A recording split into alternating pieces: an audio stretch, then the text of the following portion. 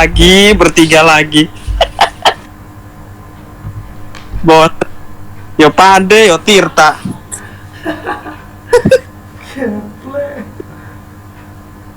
Buset. Apa era download booking? Telepon aku ya, kayak Google Meet. Telepon aku larang deh.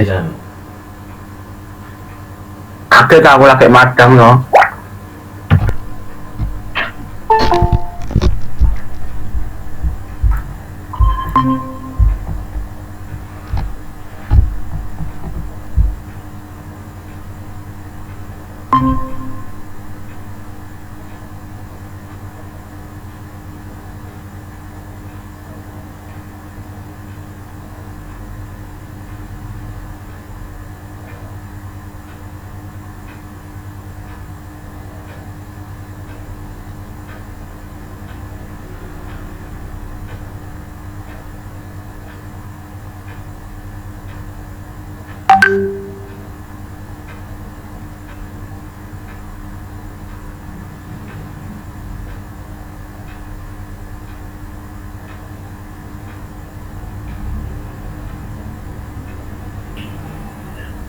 Assalamualaikum. Selamat. Waalaikumsalam. Kita nunggu teman-teman dulu ya. Ini masih Ya Pak. 4 ya. Oke, kita pas jam 8 nanti kita mulai ya.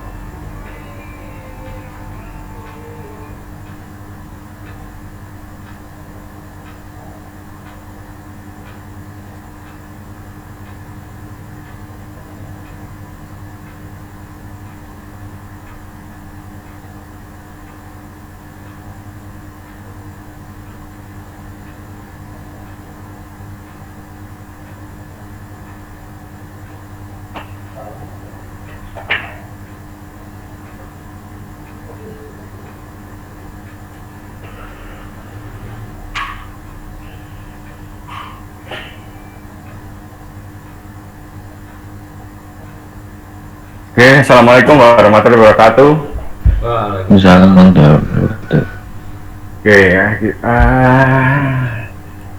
kita mulai ya. Tolong Mas ya, itu apa? Kalau tugas tolong Anda buka bukunya Vincent itu, Anda lihat di situ. Kan tuh dari awal kan di perkuliahan pertama itu kan sudah saya sebutkan bukunya Vincent ya. Jadi Anda bisa lihat di situ bukunya Vincent. Atau buku manajerial lainnya boleh, tapi ada kesan kok ada kayak sekedar tugas gitu loh.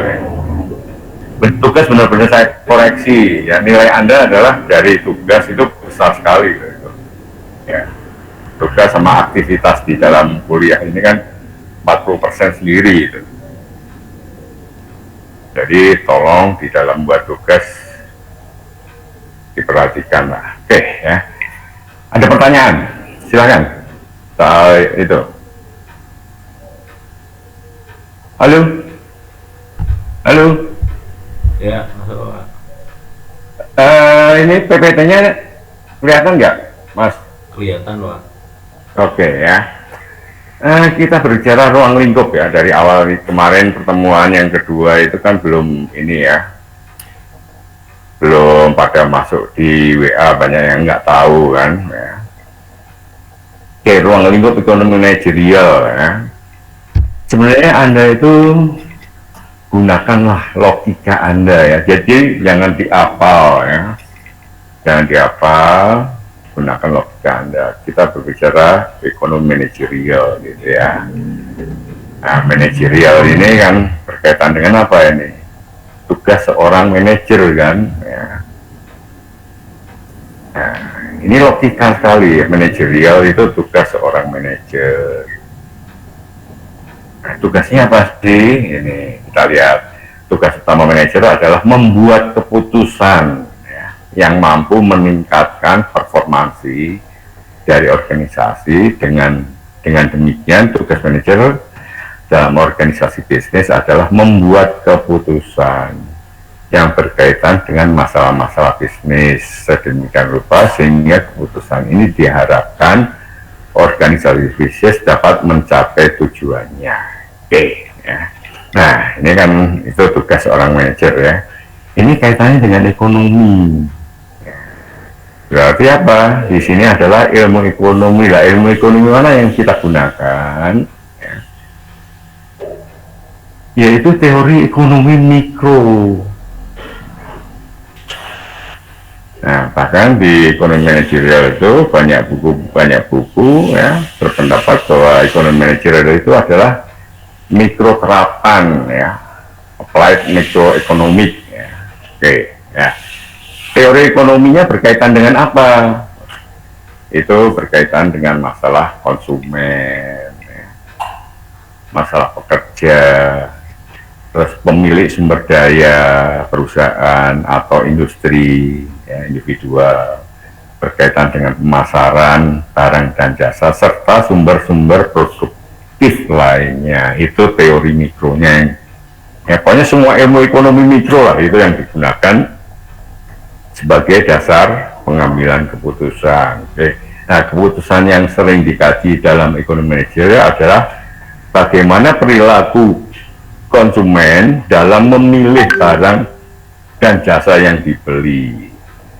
Terus, ini bagaimana perusahaan menggunakan tenaga kerja, modal dan input lainnya dalam proses produksi agar meminimumkan biaya. Nah, berarti berkaitan dengan apa? Efisiensi, kan gitu. Ya. Terus bagaimana perusahaan menetapkan harga dengan memperhatikan situasi persaingan pasar yang dihadapi. Terus berikutnya bagaimana perusahaan melakukan investasi yang efektif dan berbagai keputusan manajerial lainnya. Ya. Nah, kita melihat dari ini ruang dari keputusan yang mencakup keputusan itu, ya, itu kan luas sekali itu. Di sini ada perilaku konsumen. Ya. Perilaku konsumen itu berkaitan dengan apa? Permintaan. Ya. Pokoknya perusahaan menggunakan tenaga kerja modal dan ini berkaitan apa? Penawaran. Ya. Terus ada kaitannya dengan biaya, berarti ada fungsi biaya dan segala macam itu. Oke, ya. Sekarang dari ruang lingkup dulu, kalau ada pertanyaan silakan. Saya minta anda aktif juga gitu ya, jadi enak ya, jadi tidak hanya satu arah. Kalau Anda belum jelas, belum tahu, tolong Anda tanya lah. Oke. Ini berkaitan dengan apa sih di dalam dunia bisnis itu? Ya, itu kan ada masalah ya di dalam perusahaan itu ya. Itu ada masalah. Pasti dalam dunia bisnis itu pasti ada masalah. Lah, bagaimana menyelesaikan masalah tersebut? Kan gitu. Nah, masalah ini merupakan informasi bagi seorang manajer. Ini informasi ini seorang manajer di sini ya. Jadi manajer itu mendapatkan informasi bahwa di perusahaan itu terjadi masalah ya. Masalahnya apa saja gitu kan. Nah, bagi seorang manajer untuk menyelesaikan masalah itu menggunakan dua pendekatan, yaitu kualitatif dan kuantitatif. Kualitatif itu ada intuisi. Intuisi itu apa? Naluri seorang manajer, ya kan? Intuisi itu adalah naluri seorang manajer, itu harus punya naluri bisnis ya. Itu ada. Terus ada pengalaman bisnis. Jadi masalah itu diselesaikan berdasarkan apa, naluri seorang manajer dan pengalaman-pengalaman bisnis sebelumnya ya, untuk mengatasi masalah itu. Terus ini tidak cukup kan ya, menggunakan intuisi dan pengalaman bisnis ini kan tidak cukup ya. Digunakan pendekatan kuantitatif. Pendekatan kuantitatif itu berdasarkan analisa data. Nah, analisa data itu menggunakan teori-teori mikro. Teori-teori mikro itu digunakan untuk alat analisa di dalam menyelesaikan masalah bisnis. Nah, sehingga ini masalah bisnis ini bisa diselesaikan oleh seorang manajer menggunakan pendekatan kualitatif dan kuantitatif sehingga menghasilkan suatu keputusan bisnis yang efektif. Ini kata kuncinya di sini, keputusan bisnis yang efektif itu. Ya. Nah, untuk ekonomi manajerial itu lebih banyak ke membahas pendekatan kuantitatif ini, analisa data ini. Oke, sekarang identifikasi masalah. Masalahnya apa sih pada umumnya? Misalkan penjualan menurun, biaya produksi meningkat. Itu disebabkan oleh apa? Penjualan menurun itu disebabkan oleh apa? Terus produktivitas input tenaga kerja dan modal menurun, itu disebabkan oleh apa? Keterampilan manajerial yang rendah, itu dari anak buahnya itu ya. Nah, itu diselesaikan dengan pendekatan kualitatif dan kuantitatif. Oke. Kalau ada pertanyaan langsung aja ya. Oke. Pak, izin bertanya Pak. Oke, silakan. Ya, jadi kan tadi Bapak sudah menggambarkan dan membuat satu skema bagaimana dalam mengetas permasalahan di dalam aspek bisnis ya Pak ya. Kira-kira misalnya ini kan lagi terjadi kelangkaan pasokan minyak nih Pak. Nah, ini kan salah satu menyebabkan adalah lingkungan ya Pak ya. Nah, ini dimasuk ini Pak, ini masuk ke dalam kualitatif atau kuantitatif Pak ya? Atau masuk dua-duanya bisa? Oke, ya. Itu nanti di materi manajerial ada itu ya. Tapi untuk detailnya nanti ya, tapi sebagai gambaran umum ya, itu dua-duanya kualitatif dan kuantitatif itu ada.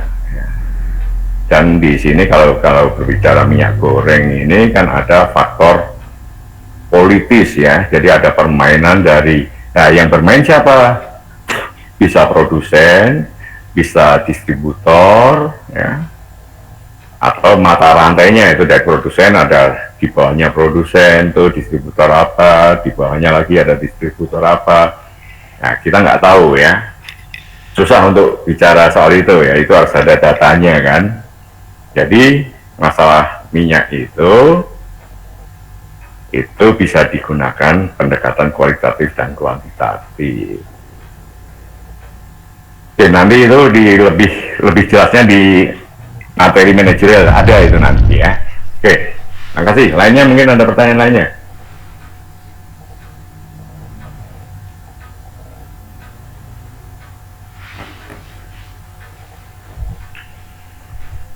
Ya, misalkan tadi minyak goreng kualitatif itu intuisi misalkan ya. Itu menggambarkan apa? Itu ada permainan ya. Nah, permainan itu bisa dari produsen, bisa di distributor atau mata rantai pemasaran lainnya, yaitu intuisinya kan. Kuantitatifnya itu bisa kita hitung kok. Berapa sih produksi minyak? Negara kita adalah negara terbesar untuk sawit ya. Berapa biaya produksinya? Itu bisa kita hitung. Berapa keuntungan produsen, berapa keuntungan distributor, itu kita hitung bisa itu. Ya. Seperti itulah ya. Oke. Nah, di sini adalah Edward Deming ini mengungkapkan dalam proses industri modern harus dipandang sebagai suatu perbaikan terus-menerus, ya, continuous improvement, ya, yang dimulai dari sederet siklus sejak adanya ide untuk menghasilkan suatu produk, pengembangan produk, proses produksi, ya, sampai pada distribusi pada konsumen. Ya. Ini dari Deming ini, ya. Nah, ini Profesor Deming ini mempunyai pendapat seperti itu, ya.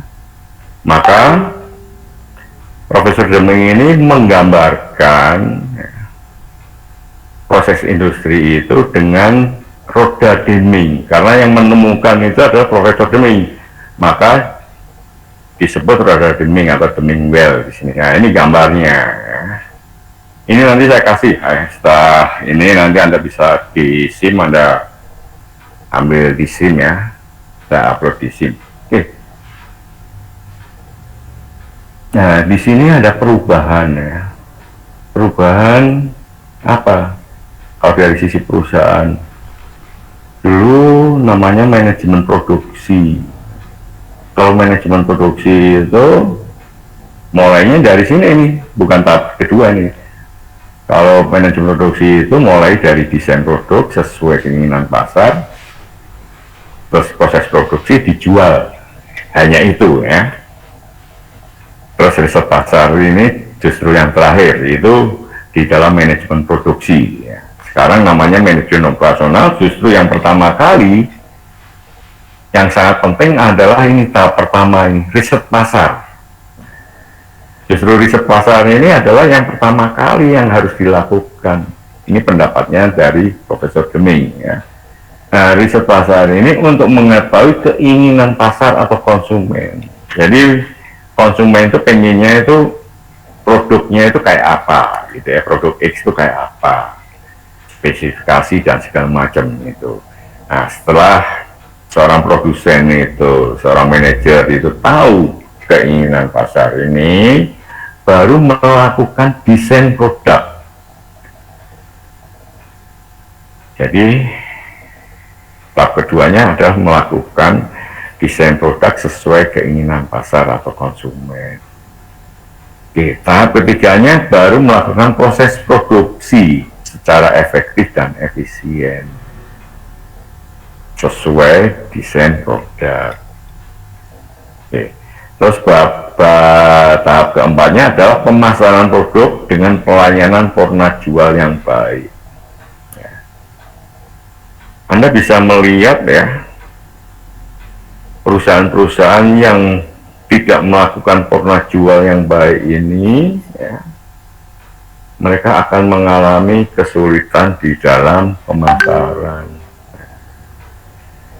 Terutama bangsa barang-barang elektronik, otomotif itu, format jual ini sangat-sangat penting.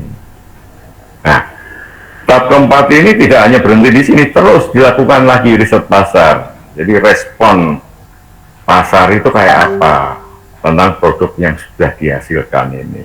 Ini berputar terus, ya, ini berputar terus. Maka disebut dengan roda Deming. Tuh, ya. Oke, kalau ada pertanyaan silahkan langsung aja, ya. Oke. Terus di dalam ini tugas kemarin kurva indifferent, ya. Kurva indifferent itu menggambarkan apa sih? Ini di dalam membuat kurva, tolonglah buat kurva yang baik, ya, pakai penggaris, ya. Yang ini yang kurva indifferent ini adalah menggambarkan, ya, dua barang yang dikonsumsi. Di sini kita kasih barang X dan barang Y, gitu, ya. Yang vertikal ini, sumbu vertikal ini adalah Y, ya. Kalau saya menggunakan ini Y, ada buku juga yang menyebutkan di sini X, ya, nggak masalah, ya.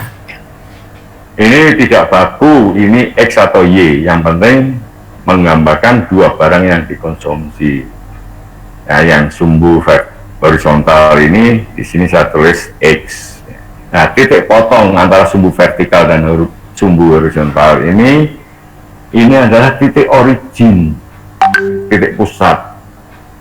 Kalau belum ada angkanya ini O ya, O itu dari kata origin. Nah nanti kalau sudah ada angkanya baru berbicara ini 0. Nah, kurva indifferent ini kan menggambarkan tingkat kepuasan ya, dari seorang konsumen. Itu disimbolkan dengan U, U ya. U itu dari kata util ya, atau utilitas, kegunaan. Oke, nah ciri-ciri kurva indifferent ya, semakin ke kanan atas ya, menjauhi titik origin. Jadi semakin jauh dari titik origin ini ya,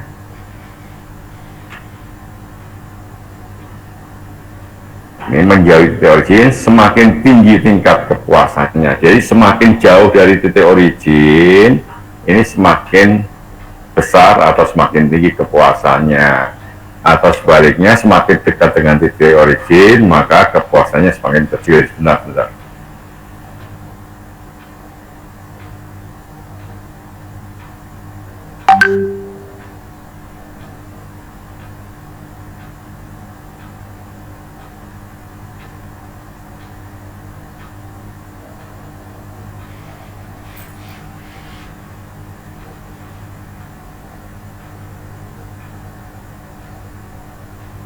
Oke, jadi semakin jauh dari titik origin, ya, itu mempunyai tingkat kepuasannya semakin tinggi atau kepuasannya meningkat. Sebaliknya kalau kurva indifferent ini semakin dekat titik origin, maka kepuasannya semakin kecil atau menurun. Ciri yang kedua, kurva indifferent tidak berpotongan satu sama lainnya. Jadi misalkan ini ada U0, ini ada U1 gitu. Itu asumsinya itu dalam satu wilayah atau suatu daerah ya, atau suatu negara.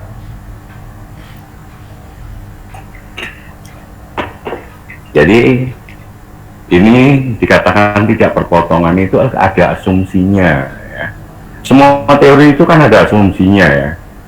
Nah, kalau Anda melihat nanti terutama di ekonomi internasional ya, itu ada dua kurva indifferent yang saling berpotongan. Nanti Anda menyalahkan saya, loh kok di waktu Pak Agus mengatakan tidak berpotongan satu sama lain.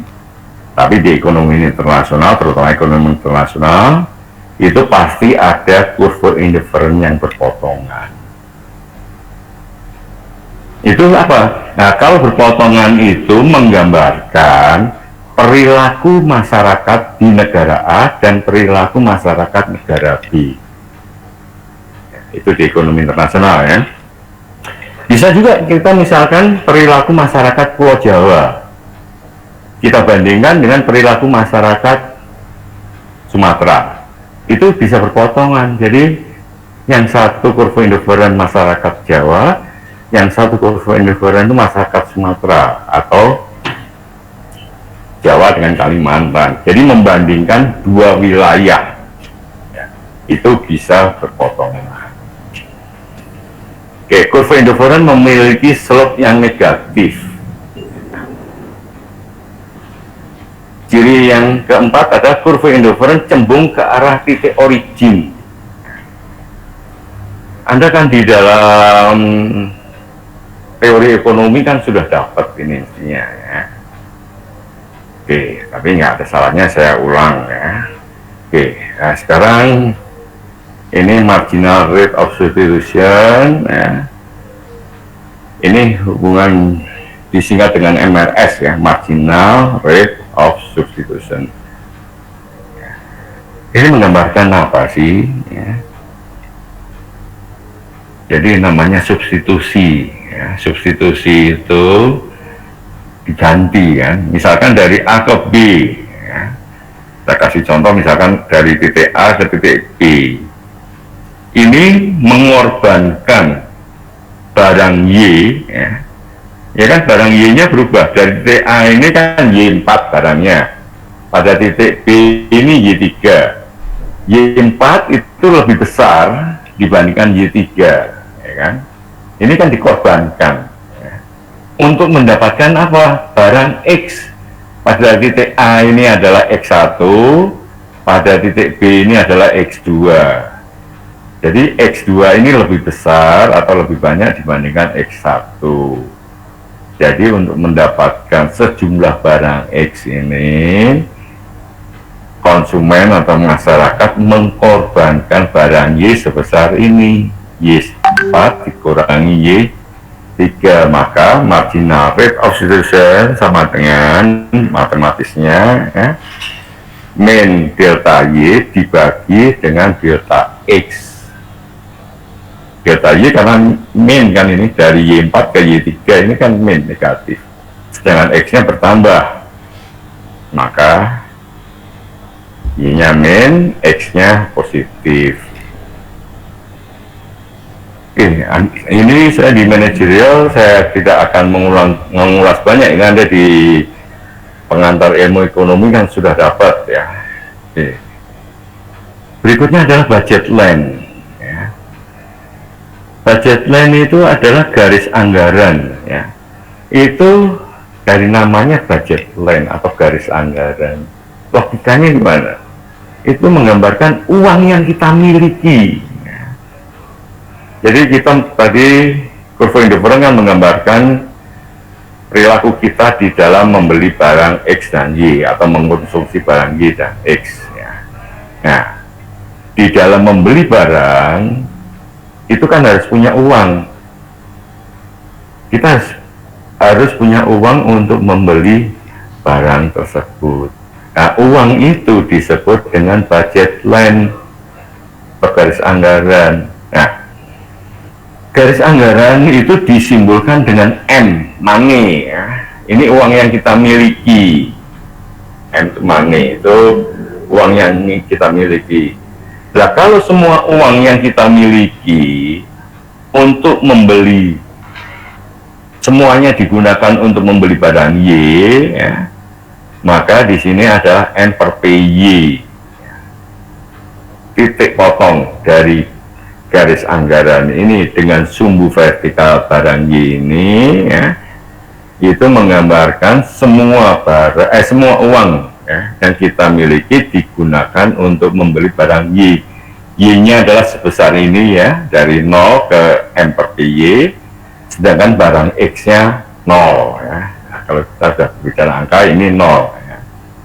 Nah, sebaliknya kalau semua uang yang kita miliki digunakan untuk membeli barang X, maka di sini M per PX ini adalah barang X-nya sejumlah 0 sampai PX, M per PX ya, sementara barang Y-nya kan 0 ya. Sehingga garis anggaran ini tadi kan disimbolkan dengan M ya, sehingga M ini harus lebih besar atau sama dengan ya, jumlah barang Y yang kita beli dikalikan harga barang Y ya, ditambah dengan jumlah barang X yang kita beli dikalikan harga X, ya kan? Kita nggak mungkin membeli barang, ini logika aja ya. Misalkan Anda punya uang misalkan 10.000 ya, sedangkan barang jumlah X dan Y itu kalau dijumlah misalkan 11.000 kan nggak mungkin Anda beli ya. Jadi Anda maksimal yang Anda beli adalah sejumlah sebanyak 10.000 atau kurang dari 10.000. Jadi M ini, uang yang Anda miliki ini harus lebih besar atau sama dengan jumlah barang Y dikalikan harga Y ditambah dengan jumlah barang X dikalikan harga X. Oke ya. Dari kurva indifferent sama budget line itu terjadi persinggungan. Nah, ini terjadi persinggungan ya. Nah, kalau terjadi persinggungan itu akan menggambarkan ya, itu titik optimum konsumen ya. Jadi kepuasan yang optimum seorang konsumen itu pada saat kurva indifferent sama budget line itu bersinggungan, tidak berpotongan ya. Oke, nah di sini ada 3 kurva indifferent ya. Ini U1, U2, U3 ya. Kalau kita melihat ciri-cirinya ya, kurva indifferent U3 ini mempunyai tingkat kepuasan yang tinggi ya, lebih besar dibandingkan pada U2, U1 ya. Ini kepuasannya lebih tinggi kan ya. Tapi uang yang Anda miliki adalah sebesar ini ya. Misalkan pada U2, U3 ini harga dari kedua barang itu misalkan 15.000, sementara uang yang Anda miliki 10.000 ya. Anda kan tidak bisa membeli karena uang Anda kurang ya. Harga kedua barang itu 15.000, sementara uang yang Anda miliki 10.000, Anda tidak bisa membeli. Nah, kalau Anda tidak bisa membeli, apakah Anda puas? Kira-kira gimana? Puas atau tidak? Halo? Tidak, Pak. Tidak, Pak. Ya, Pak. Nah, gitu ya. Nah, dia tidak bisa membeli ya, tidak puas, ya kan? Ya, kepuasan itu terjadi pada U2 ini. Karena di sini terjadi persinggungan antara kurva indifferent sama budget line pada titik C ini. Yaitu jumlah barang Y-nya adalah sebesar Y. Di sini Y ini berapa nih? Y3 ya, Y3. Ini mestinya Y2 nih, sorry, ini Y2, terus ininya adalah X2 karena ini pada U2 kan ya. Sedangkan pada U1 ini tidak mungkin terjadi kepuasan yang maksimum atau optimum karena pada U1 ini terjadi perpotongan ya, perpotongan antara kurva indifferent dan budget line di 2 titik ini, titik M dan titik N ya. Anda tidak bisa menentukan Anda milih N atau milih N, nggak mungkin ya. Ini juga tidak bisa terjadi kepuasan yang optimum. Kepuasan optimum pada saat kurva indifferent bersinggungan dengan budget line, yaitu pada U2 ini. Oke, berikutnya nah, nih kalau ya, terjadi perubahan harga ya. Di sini adalah saya kasih gambar adalah harga X yang berubah ya. Pada mula-mula ya, ini adalah pada N per PX0 ya. Ini budget line mula-mula ya. Ini sebelum ada perubahan harga X ya. Nah, teorinya juga di sini ada asumsinya ceteris paribus, yaitu yang berubah satu variabel lainnya tetap. Di sini variabelnya lainnya apa? M-nya ya. M-nya tetap, harga Y-nya tetap, sehingga N per PY-nya tetap pada titik ini. Yang berubah hanya satu, yaitu harga X. Nah, kalau harga X meningkat, ya, harga X meningkat, maka PX ini lebih besar ya, pembaginya semakin besar ya. M-nya tetap, pembaginya lebih besar, maka hasilnya semakin kecil ya. Ya, misalkan di sini misalkan uang yang Anda miliki misalkan tadi 10.000 gitu ya. Harga X-nya misalkan 100 gitu ya. 100 Anda mendapatkan berapa di sini? 10.000 bagi 100 berapa? 1.000 ya. Oke. Nah, sekarang harga X-nya meningkat. Dari tadi berapa? 100 menjadi misalkan 200. Berarti 10.000 dibagi 200 200, hasilnya berapa? Hasilnya kan semakin kecil, maka M per PX nya bergeser mendekati titik origin ya. Ini lebih kecil kan, ini pembaginya semakin besar. Kalau pembaginya semakin besar, hasilnya semakin kecil. Kalau semakin kecil, dia mendekati titik origin pada titik M per PX1 di sini. Nah, dari M per PX1 ini kita tarik garis memotong M per PY. Nah, sebaliknya kalau harga X-nya turun, ya, Anda coba aja sendiri. Tadi uang Anda miliki 10.000, ini harga semula misalkan 100, berarti 10.000 dibagi 100 berapa? Terus harga X-nya naik menjadi 200, di sini 10.000 dibagi 200, ya kan gitu. Hasilnya semakin kecil kan, semakin kecil mendekati titik origin. Nah, sebaliknya harga X turun, ya. Harga X turun, misalkan harga X-nya turun menjadi 50 gitu ya. 10.000 dibagi 50 gitu ya. Maka hasilnya semakin besar. Kalau semakin besar, dia akan menjauhi titik origin. Maka M per PX2. Dari M per PX2 ini kita tarik garis memotong M per PY. Oke, sementara ini ada pertanyaan, silahkan. Kalau ada pertanyaan.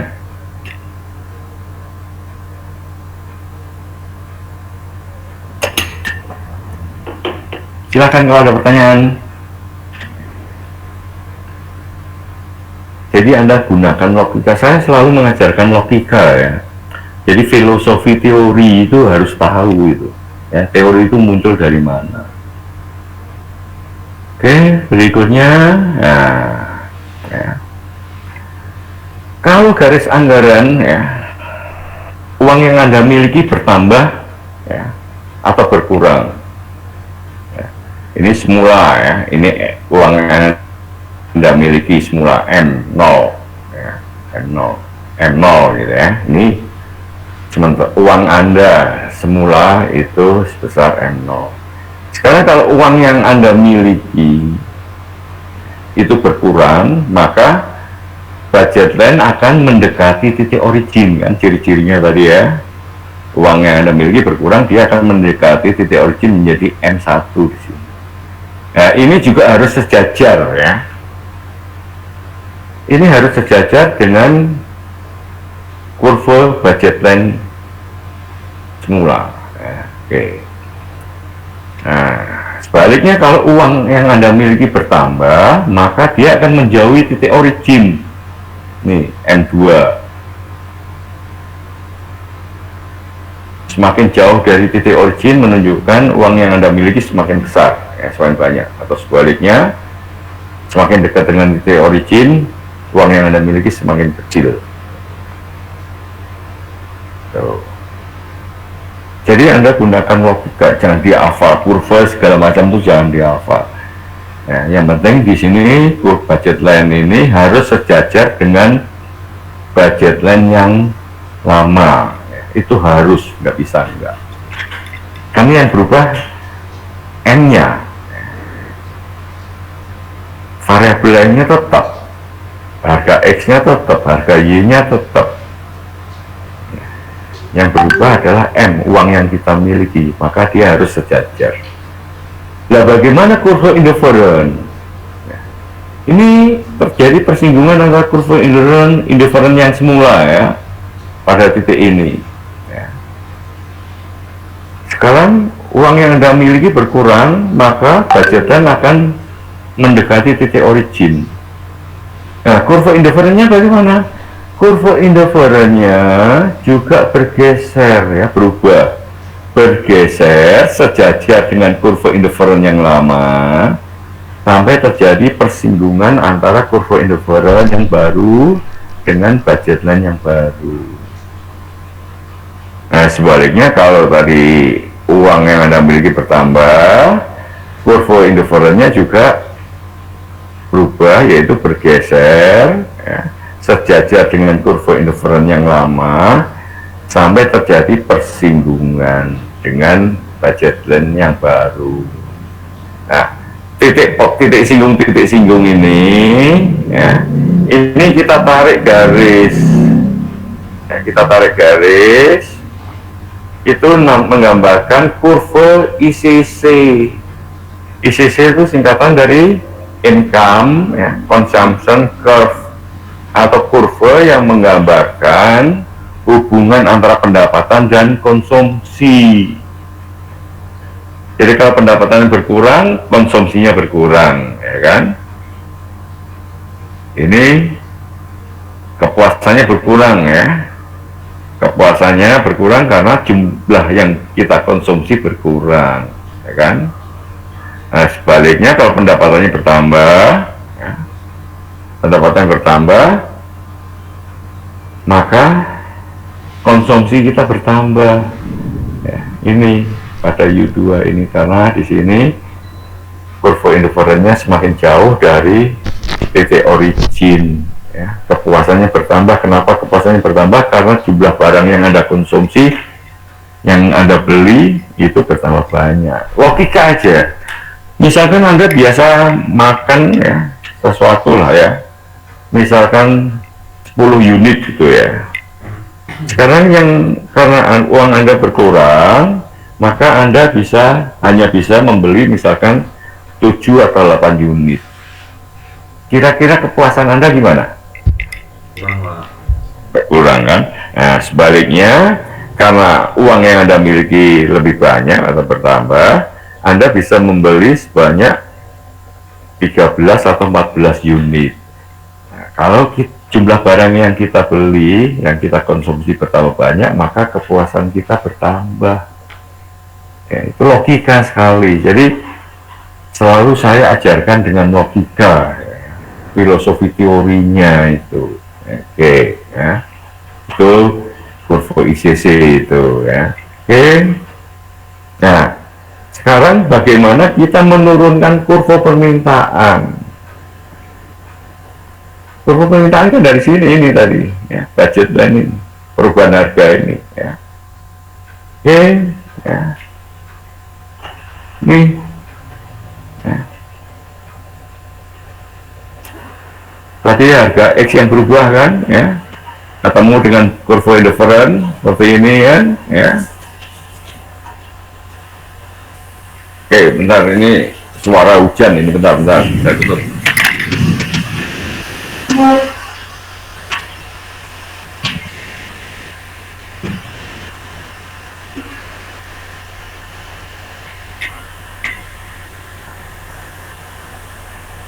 Oke, saya teruskan, ya. Nah, tadi kan harga X yang berubah, ya. Harga X-nya yang berubah.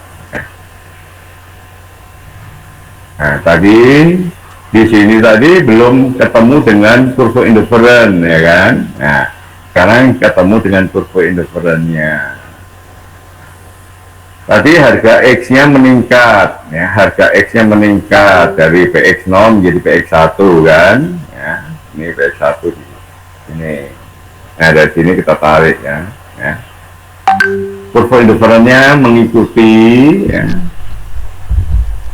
berubah sejajar dengan kurva indifferent yang lama sampai terjadi persinggungan dengan budget line yang baru. Ini jumlah barang X-nya juga berkurang, jumlah barang Y-nya kan juga berkurang, ya kan? Mendekati titik origin berarti kan berkurang. Nah, sebaliknya harga X-nya turun, maka budget line seperti ini, kurva indifferentnya berubah juga, ya, bergeser sejajar dengan kurva indifferent yang lama. Ini kepuasannya meningkat. Kenapa? Jumlah barangnya bertambah, ya kan? Nah, dari sini kita turunkan ini, ya. Nah, ini mestinya berpotong, apa, garisnya tidak bergeser, ya. Ini tadi waktu saya pindah ke PDF ini terjadi pergeseran ini, ya. Ini mestinya dari atas ini turunannya, ya. Oke. Jadi tadi waktu harga X0 ini menggambarkan Q0, ya. Ini untuk barang X, ya. Yang berubah kan X, Y-nya tetap kan, harga Y-nya tetap, ya. Tapi jumlah barang Y-nya juga berubah kan. Karena apa? Jumlah barang Y-nya berubah, M-nya kan tetap. Kalau harga X-nya meningkat, maka jumlah barang X yang Anda konsumsi kan berkurang. Anggaran untuk barang Y ya, otomatis kan berkurang. Kalau uang sisa ya, sisa Anda itu kan berkurang. Dibagi dengan harga Y-nya juga, barang Y-nya juga berkurang. Sementara kalau harga X-nya turun, jumlah barang X-nya bertambah. Nah, jumlah barang X-nya bertambah, maka sisa uang yang Anda miliki setelah digunakan untuk membeli barang X, digunakan untuk membeli barang Y. Ya kan? Anggaran Anda untuk membeli barang Y bertambah, harga Y-nya tetap, maka pembaginya tetap, ya. Maka barang Y-nya bertambah, kan gitu. Nah, sekarang kita menurunkan kurva permintaan ini. Sekarang pada X0 ini tadi pada harga P0 ya, PX0 semula sini ya.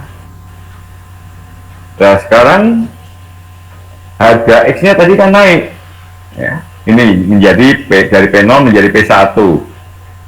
Kita turunkan dari atas tadi, ini Q1. P1 memotong turunan Q1 tadi ya, di X1 itu di titik ini kan. Nah, sebaliknya harga X turun misalkan menjadi P2. Nah, P2 ini kita tarik garis memotong turunan dari Q2 pada titik ini ya. Nah, dari titik potong itu kita tarik garis. Inilah yang disebut dengan kurva permintaan. Jadi kurva permintaan itu tidak bentuknya seperti ini tidak asal. Ya. Ini diturunkan dari kurva ini, perubahan harga X ini. Ya. Nah, jadi Anda sekarang sudah tahu ya, bahwa kurva permintaan itu tidak asal. Oke, sampai penurunan kurva permintaan. Silahkan kalau ada pertanyaan.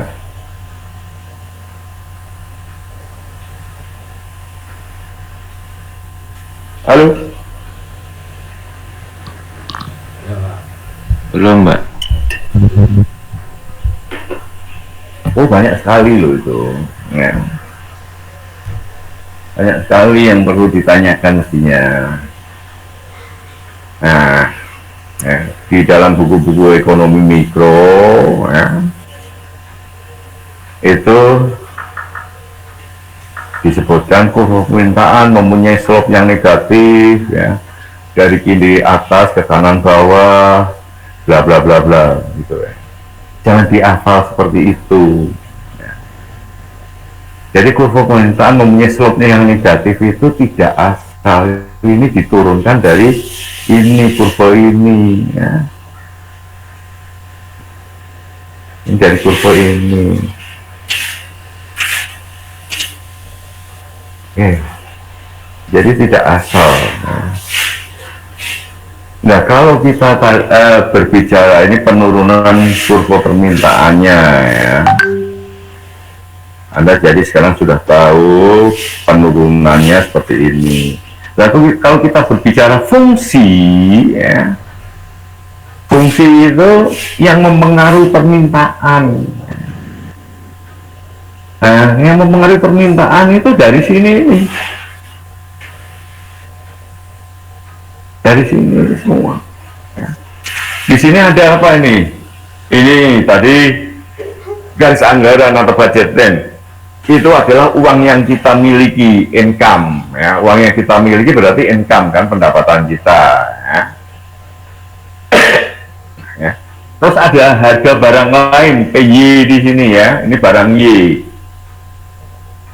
Ini mempengaruhi juga nanti. Terus apa di dalam kurva indifferent ya. Di dalam kurva indifferent itu banyak sekali ya, variabel-variabel yang mempengaruhi kita. Contoh aja, Anda di dalam membeli barang, ya, selama ini Anda pasti pernah beli barang kan? Ya. Anda di dalam membeli barang dipengaruhi oleh apa saja kira-kira? Ini kita diskusi ya. Anda kan pernah ngalami gitu loh. Dipengaruhi oleh apa kira-kira? Kebutuhan mungkin Pak. Kebutuhan tuh ya itu permintaan itu. Jadi kita butuh itu maka kita beli kan. Nah di dalam pembelian itu yang mempengaruhi kita membeli barang itu apa kira-kira? Hah? Oke, harga itu jelas di sini ya, penurunan tadi harga. Terus apa lagi?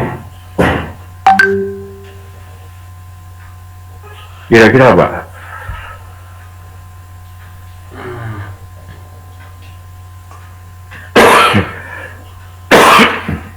Anda pernah melakukan itu? Apa kira-kira?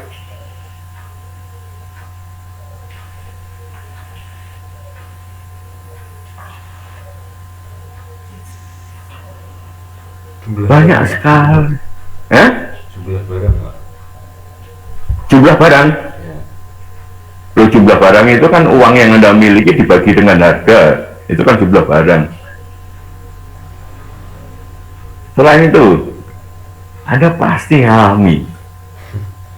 Di dalam kurva indifferent ini banyak sekali variabel-variabel yang mempengaruhi. Jadi yang dikatakan fungsi, ya, fungsi permintaan itu adalah yang mempengaruhi permintaan. Kalau penurunan kurva permintaan ini penurunannya. Nah, kalau fungsi itu yang mempengaruhi itu di sini. Kurva ini loh. Ini banyak sekali. Tapi garis anggaran ini adalah uang yang kita miliki. Ini harga barang lain ya. Barang lain, terus kurva indifferent. Di dalam kurva indifferent ini banyak sekali faktor-faktor atau variabel-variabel yang mempengaruhi kita di dalam membeli. Contoh misalkan, Anda pernah membeli barang karena iklan? Pernah Pak. Nah, karena iklan kan? Ya. Iya Pak. Nah, itu nanti apa? Pertemuan berikutnya nanti itu berbicara variabel-variabel yang mengaruhi permintaan, fungsi permintaan. Dari sini, semua itu dari sini. Ada iklan. Terus selera, kira-kira pernah nggak Anda dipengaruhi oleh selera Anda? Pernah, Pak? Kalau barang itu tidak sesuai dengan selera Anda, pasti Anda tidak akan membeli. Anda membeli karena itu memenuhi selera Anda. Selera iklan dan segala macam itu di dalam kurva indifferent di sini. Di dalam kurva indifferent itu banyak sekali variabel-variabel yang mempengaruhi kita di dalam mengkonsumsi.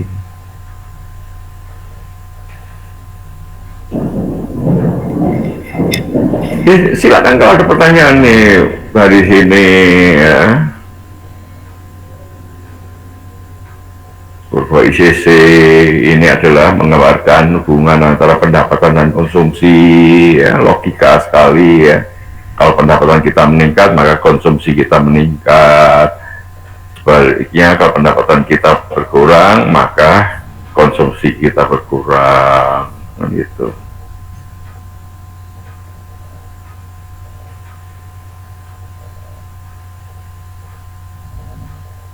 Terus apa lagi silakan kalau ini ya.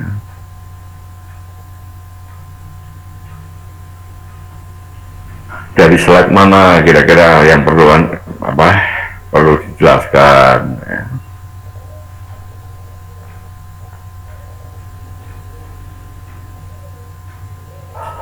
Jadi kalau kita berbicara ruang lingkup ekonomi manajerial, ya, itu logika sekali ekonomi manajerial.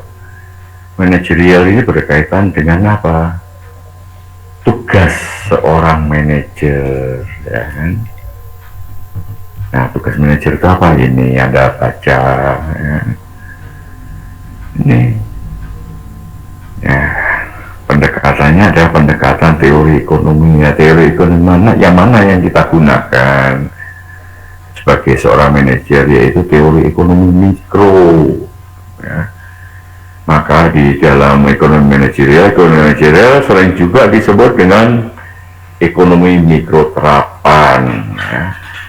Jadi tolong Anda buka teori-teori buku-buku ekonomi mikro, ya. Di Vincent pun udah cukup itu, ya. Tapi kalau Anda mau cari ini, ya, Anda buka buku-buku teori ekonomi mikro. Terus nanti kalau ada perbedaan apa yang Anda baca dengan yang saya uraikan, saya jelaskan, Anda ngomong, ya, Pak, saya baca buku ini begini. Apa yang Bapak utarakan begini juga, apa begini ya? Kok terjadi perbedaan kenapa? Itu nanti akan saya jelaskan. Perbedaan itu di mana? Dan terus terang saja ya, jujur aja, kalau buku-buku ekonomi mikro, makro itu ya, itu carilah buku-buku jadul ya, buku-buku lama. Soalnya apa? Buku-buku ekonomi mikro, ekonomi makro yang baru itu, ya, banyak, ya tidak semuanya ya, tapi ada yang asal buat, ya. Asal buat. Jadi kadang-kadang filosofi teorinya itu diabaikan, ya. Tapi kalau buku-buku jadul, orang-orang dulu itu lebih banyak, lebih idealis dibandingkan, ya tidak semuanya ya, lebih idealis dibandingkan yang pengarang-pengarang sekarang. Itu Anda tolong hati-hati. Jadi kalau misalkan terjadi perbedaan, silahkan Anda ngomong, Pak, saya baca buku ini begini, Bapak mengatakan seperti itu, kok terjadi perbedaan, kenapa? Nanti akan saya jelaskan. Yang penting itu kalau saya selalu berbicara filosofi teori, jadi teori itu muncul dari mana? Banyak, terus terang banyak yang asal. Yang penting saya buat buku, ya, saya jual laku, gitu ya. Ini fenomena itu terjadi. Ya. Tapi kalau pengarang-pengarang buku yang dulu, ya, buku jadul itu, dia tidak semata-mata cari uang. Ya, kalau sekarang lebih cenderung ke masalah uang, ya. Yang penting buku saya laku, ya, itu. Ini yang susah kadang-kadang ya. Ya itu perkembangan sekarang itu orang selalu melihat dari sisi materi, ini yang susah.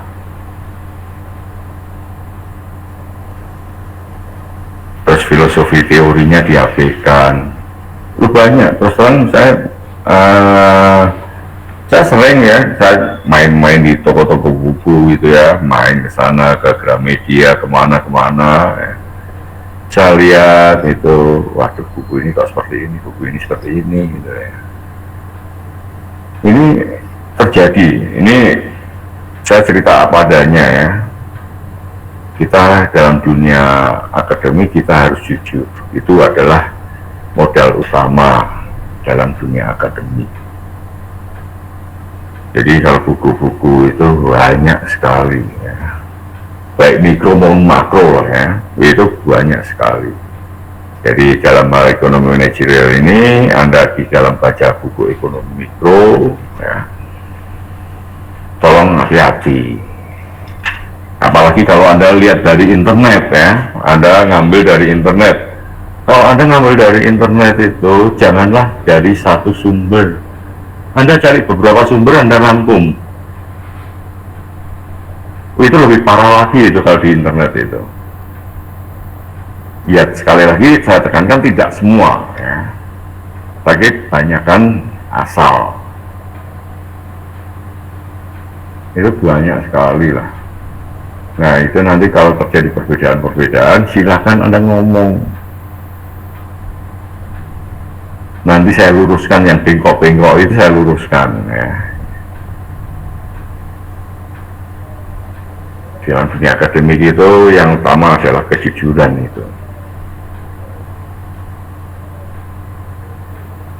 Oke ya, itu dari sisi kalau Anda tugas janganlah hanya satu sumber kalau dari internet. Terus kalau buku silahkan Anda nanti ngomong kalau terjadi perbedaan. Nanti saya luruskan. Terus titik berat dari manajerial ini adalah menyelesaikan masalah bisnis ya. Masalah bisnis ini diselesaikan dengan kualitatif dan kuantitatif. Kualitatif itu adalah intuisi ya, naluri seorang manajer ya. Terus pengalaman masa lalunya, kalau ada masalah ini diselesaikan kayak apa waktu itu pengalaman ya. Ini kualitatif tidak cukup, ada pendekatan kuantitatifnya. Kuantitatif itu berdasarkan analisa data ya, analisa data di sini menggunakan pendekatan teori-teori mikro ya. Baru diambil suatu keputusan bisnis yang efektif. Jadi kalau keputusan ada masalah, keputusannya salah, tujuan dari perusahaan salah kan ya. Di sini tujuannya adalah ini kan, mencapai tujuannya perusahaan. Jadi hati-hati sekali di sini. Oke. Nah ini Profesor Deming itu menggambarkan di dalam proses industri modern ini dikatakan roda Deming karena ini berputar terus menerus ya. Roda kan berputar terus menerus ya. Tahap pertama adalah riset pasar itu untuk mengetahui keinginan pasar ya. Keinginan pasar itu apa. Terus tahap keduanya adalah melakukan desain produk sesuai dengan keinginan pasar. Tahap ketiganya adalah proses produksi ya, secara efektif dan efisien. Ini berkaitan dengan biaya dan segala macam ya. Nah ini juga harus sesuai dengan desain produk. Tahap keempatnya adalah pemasaran produk dengan pelayanan format jual yang baik. Anda bisa lihat ini pernah jual ini di mana barang ya, produk-produk terutama produk otomotif, produk elektronik itu berbicara pernah jual. Yang dimaksud pernah jual di sini apa? Ada spare part ya, tempat servis ya, tempat perbaikan dan segala macam itu. Pada umumnya ya, di negara-negara berkembang itu kita contoh Indonesia ya, orang Indonesia itu membeli barang ya, kalau dia kira-kira 2-3 tahun sudah tidak senang, maka dia akan jual lagi kan. Nah dijual itu dengan harga masih bagus ya. Nah itu diminati oleh masyarakat kita ya. Maka fenomena seperti itu ini pelayanan pernah jual ya. Pelayanan pernah jual ini ya berkaitan dengan jaminan ya, jaminan ya, ada asuransi, ada spare part, ada bengkel ya. Anda lihatlah ya, barang yang laku ya, motor, mobil, terus HP itu elektronik ya, itu di mana seperti pelayanan pernah jualnya itu baik, maka barang itu akan laku ya. Nggak usah saya sebutkan ya. Jadi itu gimana barang itu bengkelnya banyak, spare partnya mudah didapat, ya itu pasti laku di pasar. Ini hasil survei di negara pada negara berkembang pada umumnya, nggak usah jauh lah, Indonesia. Beli barang 2-3 tahun sudah nggak senang dijual lagi, ya. Kalau di negara maju tidak ada seperti itu, ya. Perbaikan juga nggak ada kan. Nah, kalau seperti negara-negara yang masyarakatnya sudah tidak berbicara menjual barang itu lagi, maka berbicara kualitas, kenyamanan, keandalan. Ini kita berbicara survei oleh Profesor Deming di negara berkembang. Ini pelayanan porna jual. Ya, ini ciri-ciri portfolio foreign. Ya. Ini marginal rate of situation. Ya. Silakan kalau ada pertanyaan. Budget line itu menggambarkan uang yang kita miliki, ya. Ciri-cirinya ini Anda nanti bisa baca, ya. Anda bisa baca. Ini nanti saya upload di tim, ya. Oke, terus nanti minggu depan ya kita berbicara fungsinya, ya. Fungsi permintaan. Nah, ini kurvanya sudah, penurunannya kurva permintaan seperti ini sudah, fungsinya adalah ini dari sini semua, ya. Nah, nanti minggu depan kita berbicara fungsinya, ya, terus matematisnya, secara matematisnya itu ada juga. Sama saya terangkan yang tugas yang pertemuan ketiga ini. Oke, kalau ada pertanyaan silakan.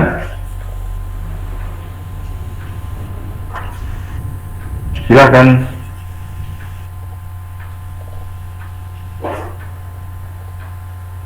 Oke, kalau nggak ada pertanyaan kita, ini saya stop sharingnya ya. Oke. Ya. Oke. Ini siapa aja yang ada sekarang? Ya, Pak. Halo. Ya. Saya juga hadir ya. Siapa aja? Dir. Cuma sekarang hadir Pak. Dimas Galang. Bentar satu-satu Mas. Dimas Galang, oke. Terus apa lagi? Aksanul Rifai. Ini berapa? 3040 200 Tiga angka seperti air aja. 286. Oke, 286. Terus apa lagi? Triwayu Muhammad Rafli Firta Kusuma Pak. Ini berapa? 301. 301. Oke, terus apa lagi? Saya Pak Muhammad Rafli 311. 311. Oke, terus apa lagi? Triwayu Pak 394. 394. 94. Oke. Ya, terus? Apa? Wah? Apa? Ini berapa? 910 Pak. 910 Pak. Oke, itu soal nilai benar-benar diperhatikan ya, tugas itu ya. Tugas tolong diperhatikan ya, nilai itu yang buat Anda ya, saya hanya memfasilitasi. Jadi tugas itu tolong dipikirkan baik-baik ya. Itu benar-benar saya nilai. Jadi itu bobotnya 40%. Jadi itu kan proses ya, proses itu 40%, UTS 30, UASnya 30. Ya, proses itu ada tugas, ada absensi. Nah, tugas itu lebih besar dibandingkan dengan tugas dengan kehadiran. Nah, kehadiran itu juga mempengaruhi. Jadi tugas tolonglah Anda lihat buku di Vincent itu atau ekonomi manajerial lainnya. Kalau Anda dari internet tolong tidak hanya satu sumber gitu ya. Berarti yang hadir ini 1, 2, 3, 4, 5, 6, 7 ya. 1. Pak, saya Pak Wizar Pak 332. 332. Oke, jadi 1, 2, 3, 4, 5, 6, 7 ya. Oke, tadi diem aja ya. Oke, saya kira cukup ya. Anda nanti ngambil di SIM ya. Sekalian Anda absen juga di SIM. Terus tugasnya ada juga di SIM ya. Oke, saya kira cukup ya. Assalamualaikum warahmatullahi wabarakatuh. Waalaikumsalam warahmatullahi Oke, Anda wabarakatuh. pelajari, minggu depan tanya ya. Oke, yuk.